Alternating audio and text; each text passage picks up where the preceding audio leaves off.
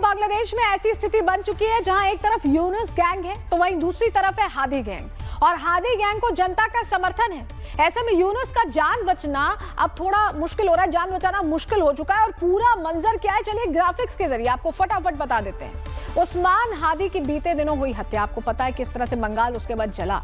बांग्लादेश में कट्टरपंथियों ने हिंसा की और भारत पर हत्या के आरोप लगाकर जमकर हंगामा हुआ। अब हादी के भाई उमर हादी ने यूनुस की पोल खोल दी, अभी हमने आपको सुनवाया भी। हादी के भाई ने कहा कि यूनुस सरकार ने ही हत्या करवाई है हादी की। मकसद क्या है यूनुस सरकार का, यह भी एक्सपोज किया है। कहा है कि फरवरी में जो आम चुनाव होने वाले हैं वो यूनुस दरअसल टालना चाहते नहीं है कि फरवरी में चुनाव हो, उनकी सीट बची रहे। भाई ने धमकी भी दी है कि यूनुस को अब देश छोड़कर भागना पड़ेगा। हत्यारों की गिरफ्तारी के लिए 30 दिनों का अल्टीमेटम हादी के भाई ने दे दिया है और सीधे कह दिया है कि यूनुस को अब बर्दाश्त नहीं किया जाएगा। हादी गैंग ने मुल्ला यूनुस को 30 दिनों का अल्टीमेटम दे दिया है। तो वहीं यूनुस की पुलिस का कहना है कि उनका हाथ खाली है, वो नहीं जानते कि हमलावर कौन है और कहां से आया। বলি শেষ অবস্থানটা কোথায় এটা জানলে তো আমরা আপনাদের সামনে হয়তো এই ব্রিফিং এরই হয়তো এইভাবে দরকার হতো না।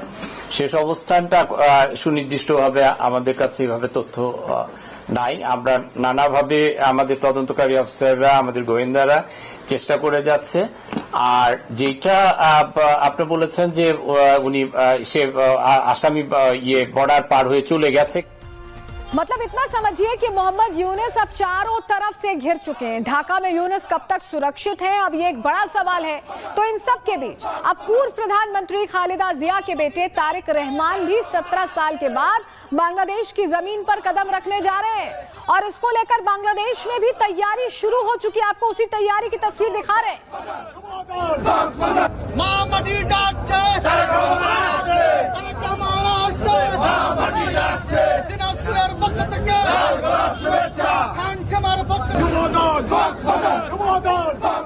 चलिए अब आपको पूरी कहानी 2 तस्वीरों के जरिए समझाते हैं। एक तरफ 17 साल लंदन में रहने के बाद बीएनपी पार्टी का चेयरमैन तारिक रहमान बांग्लादेश वापस लौट रहा है। तस्वीर आप तारिक रहमान की देख रहे हैं। दूसरी तस्वीर से आप समझिए कि ऐसे कट्टरपंथियों के टारगेट में मोहम्मद यूनुस आ चुके हैं। अब ढाका छोड़कर किसी भी वक्त रावलपिंडी भागने की नौबत आ सकती है, क्योंकि अब यूनुस को उन्हीं कट्टरपंथियों से खतरा है जिसे उन्होंने खुद बढ़ावा दिया है। अब मोहम्मद यूनुस किस तरह ढाका के अंदर घिर चुके हैं और क्या अब उनके पास जिंदा बचने का एकमात्र विकल्प पाकिस्तान प्रवास ही है? एक्सपर्ट्स इसको लेकर क्या कह रहे हैं, सुनिए जरा। अगर इलेक्शन हुई तो ये 90 साल का बुढ़ा ये भाग जाएगा वहां से। कहां जाएगा? अमेरिका तो इसको लेगा नहीं, कोई काम नहीं है। अब लोग कहते हैं कि शायद पाकिस्तान भाग जाए। इससे पहले भी, बांग्लादेश की आज़ादी से पहले भी एक नागा लीडर होता था, उसका नाम आप लोग सब भूल गए होंगे। उसका नाम था फिजो अंगामी और एक मीजो रेबल लीडर था, उसका नाम था लाल डेंगा। इन्होंने ईस्ट पाकिस्तान में शरण ली। तो जब ईस्ट पाकिस्तान अलग हो गया, ये भाग के पश्चिम पाकिस्तान गए। पश्चिम पाकिस्तान में उन्होंने कहा कि भाई भाग जाओ, तुम्हारा कोई काम नहीं है, यहाँ पे कोई लेना देना नहीं है। ये होता है हमेशा जब लोग अपने देश से गद्दारी करते हैं। तो समझे, अब मोहम्मद यूनुस कराची भाग सकते हैं और बहुत मुमकिन भी है, क्योंकि अगर यूनुस ने जरा भी देरी की तो शेख मुजीबुर रहमान की तरह उनके घर पर भी हमला हो सकता है। और बांग्लादेश में सियासी मर्डर्स का एक काला इतिहास भी रहा है। तो अब यूनुस की डर की वजह भी यही है, क्योंकि बांग्लादेश में तो ये सब होता रहता है और फिर हो गया तो क्या करेंगे। और ऐसे में अब मुल्ला यूनुस के पास पाकिस्तान ही एकमात्र विकल्प है, क्योंकि यही वो पाकिस्तान है जिसने यूनुस को इस हाल में डाला है। और आज यूनुस की आपको हालत दिखा रहे हैं, किस तरह की स्थिति बन गई है कि पाकिस्तान के छुट भैया नेता कॉमेडी कर रहे हैं उनके नाम पर। और आपको सुनवाते हैं, जरा सुनिए। किसी ने मैली निगाह उठा के बांग्लादेश की तरफ देखा ना, तो पाकिस्तानी अवाम, पाकिस्तानी अफवाज और हमारे मिसाइल आपसे दूर नहीं है। ऑपरेशन मार्का हक बुनियानुल मरसूस के अंदर जिस तरह हमने आपको नाको चौने चबवाए थे ना, वो दोबारा कर लेंगे, कोई बड़ी बात नहीं है। अब बांग्लादेश को तालीम, तिजारत, टेक्नोलॉजी और दिफा में पाकिस्तान के साथ अपने ताल्लुकात को फरोग देने की जरूरत है। और ये कोई नफरत का पैगाम नहीं है, ये किसी मुल्क के खिलाफ इत्तेहाद नहीं है, ये हमारा बुनियादी दिफाई हक है। तो आज की अपडेटेड खबर बांग्लादेश से यही है कि मुल्ला यूनुस कट्टरपंथियों के बीच पूरी तरह एक्सपोज हो चुका है। दूसरी तरफ यूनुस का पाकिस्तानी लिंक भी पकड़ा गया है और इसके बाद अब क्या होने वाला है, चलिए ग्राफिक्स के जरिए आपको बताते हैं। बांग्लादेश में हिंसा के पीछे मुनीर का हाथ है और मुनीर ने ढाका में कट्टरपंथी फैलाए। यूनुस को झांसे में लेकर हिंसा करवाई गई और ढाका में आईएसआईएस के झंडे दिखे थे, हमने आपको प्रहार में दिखाया भी था। अब मुनीर और यूनुस की पोल खुल रही है। ढाका पर भारत के एक्शन से पाकिस्तान तिलमिला रहा है। पाकिस्तान के छुटभैया नेता ने पोल खोल दी, बोला कि ढाका को कुछ किया तो हम जवाब देंगे।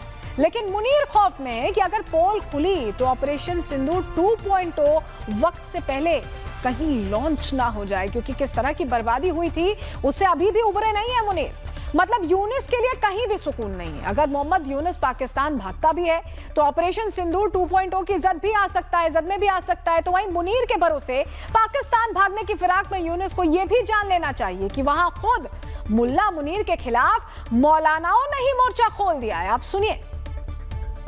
तसलसल क्यों दिया? हम खत्म करना चाहते हैं, हमारे नजदीक सब कुछ खत्म हो चुका है और वो कहते हैं नहीं, जिंदा है, जिंदा है।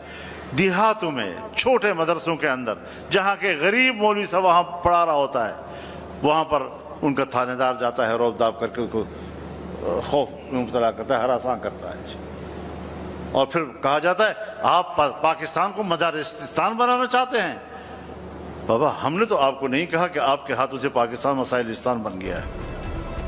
बांग्लादेश टू पाकिस्तान, मुल्ला वर्सेस मौलाना की जंग चल रही है, तो वहीं भारत विकसित भारत की दिशा में आगे बढ़ रहा है।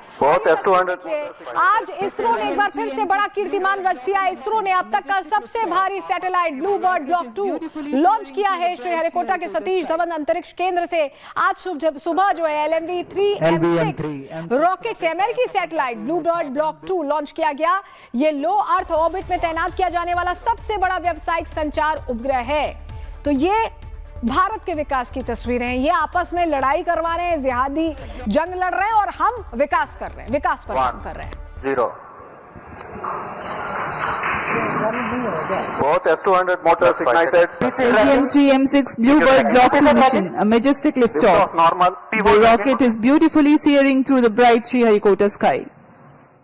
तो आप समझिए भारत बुलंदियों को छू रहा है, तो वहीं पाकिस्तान और बांग्लादेश की जमात आपस में ही मुक्कालात पर उतर आई और उसको लेकर भारत की तरफ से बांग्लादेश की कैसे धुलाई की जा रही है, सुनवाते हैं आपको। बांग्लादेश में जो हालात है उससे हम चिंतित है। हमारा पड़ोसी कंट्री है। एक जमाने में बांग्लादेश के साथ हमारा अच्छा रिश्ता हुआ करता था। बांग्लादेश बना ही इंडिया के रहमो करम पे। पाकिस्तान को 2 टुकड़ा करके बांग्लादेश बनाने में इंडिया का बहुत बड़ा रोल है, कंट्रीब्यूशन है। उसको बांग्लादेशियों को भूलना नहीं चाहिए। ये बहुत शेमफुल है। इस्लाम, मुसलमान इस तरह का काम करें तो हमारी नजरें झुकती हैं और इसको जितना कंडम किया जाए वो कम है। देखिए, बहुत ज़्यादा ज़रूरी है क्योंकि ये प्रॉब्लम इंटरनेशनल प्रॉब्लम है। हम हर जगह से भगाए जा रहे हैं। जैसे हम ईरान से भगाए गए, हम अफगानिस्तान से भगाए गए, हम इराक से भगाए गए।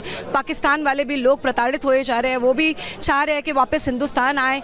बांग्लादेश में भी यही हाल होता जा रहा है। असम में, बंगाल में, कश्मीर में, आप बताइए ऐसी कौन सी जगह रह गई है? और ये सिर्फ यहाँ की प्रॉब्लम नहीं है, ये हर जगह की प्रॉब्लम है। बांग्लादेश के मुद्दे पर सीएम योगी ने विपक्ष को घेरा है। बांग्लादेश में हिंदू को जलाया गया। योगी आदित्यनाथ ने आज विधानसभा के अंदर ये बड़ी बात कह दी है। कहा है कि बांग्लादेशी मुद्दे पर विपक्ष चुप है। गाजा पर शोर सुनाई देता है लेकिन हिंदुओं की हत्या पर चुप्पी चुन ली जाती है।